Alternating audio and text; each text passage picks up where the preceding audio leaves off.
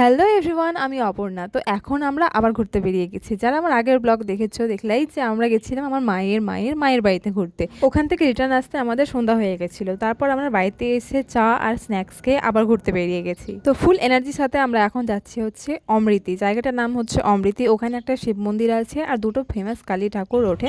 তো ওটাই আমরা এখন দেখবো।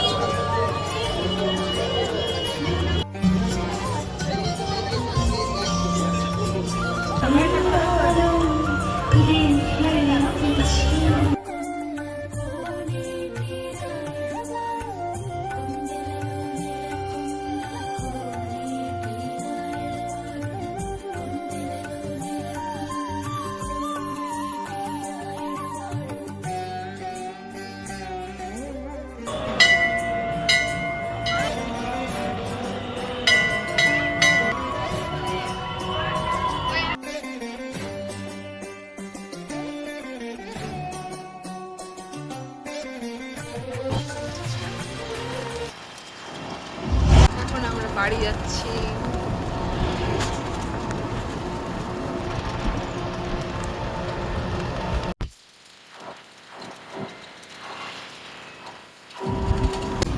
আমাদের তিনজনকে আলাদা করে দিয়েছে। আমরা তিনজন টোটোতে।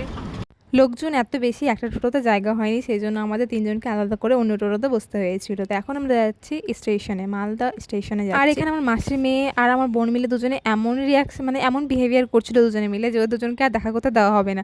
ওরকম করে ওরা আলাদা করে বাড়ি চলে যাবে, আমরা আলাদা করে বাড়ি চলে যাবো। এটা হচ্ছে মালদার রথবাড়ি মোড়, যেখানে মানে বাস স্ট্যান্ড এখানটায় অ্যাকচুয়ালি।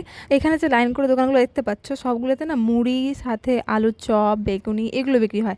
আর এখানকার লোকজন এত খায়, মানে প্রচণ্ড ভিড় হয় এই জায়গাটা, তারা অনেক ফেমাস হয়ে এটা। এখন আমরা মালদা স্টেশনে পৌঁছে গেছি আর ওয়েট করছি ট্রেন আসার।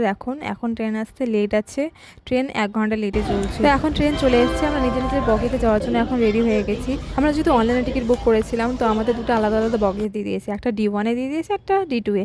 মানে 5টা এক জায়গাতে, 4টা এক জায়গাতে এরকম দিয়ে দিয়েছিল। আর ট্রেনে এত ভিড় ছিল যে আমরা যে এক জায়গাতে সবাই মিলে বসবো উপায় ছিল না, কারণ দিওয়ালিতে সবাই ঘুরতে গেছিলো কোথাও না কোথাও, এখন হয়তো বাড়ি যাচ্ছে। আমরা আলাদাভাবে বসেছিলাম। এখানটায় অবশ্য মাসিদের সবাই বসেছিল, আর আমার ভাই বোন আর আমাদের সিট অন্য বগিতে ছিল অ্যাকচুয়ালিতে, কিন্তু যেহেতু বাচ্চা এরা একসঙ্গেই থাকবে, এদেরকে আলাদা করা মুশকিল, তো সবাই মিলে একটা বগিতেই চলে এসেছি। আবার আমরা অবশ্য আমি আবার অন্য বগিতে শুয়েছিলাম। আমি পুরো ঘুমিয়ে কাটিয়ে দিয়েছি, আমার তো ঘুমই হয়নি কয়েকদিনে।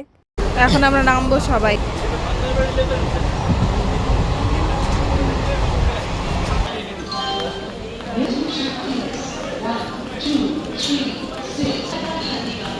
তো এখন আমরা এনজেপি থেকে বাড়ির জন্য যাচ্ছি। মাসিরা চলে গেছে আলাদা, আর আমরা এখন বাড়ি যাচ্ছি সবাই মিলে। আর রাস্তায় যাওয়ার সময় আমরা এখানকার শিলিগুড়ির পূজার প্যান্ডেলও দেখলাম। মানে ওই দিন কিছু কিছু প্যান্ডেল ছিল, আর কিছু কিছু ঠাকুর বিসর্জনও করছিল। তো আমরা রাস্তার মধ্যে দিয়ে অনেক ঠাকুর দেখতে পেয়েছিলাম। তো এখন আমরা বাড়ি যাচ্ছি। যারা আমার আগের ব্লগগুলো দেখোনি, গিয়ে দেখো, আশা করছি ভালো লাগবে। তো আজকের মতো এখানেই, আবার দেখাবো অন্য কোনো ব্লগে। তো আজকের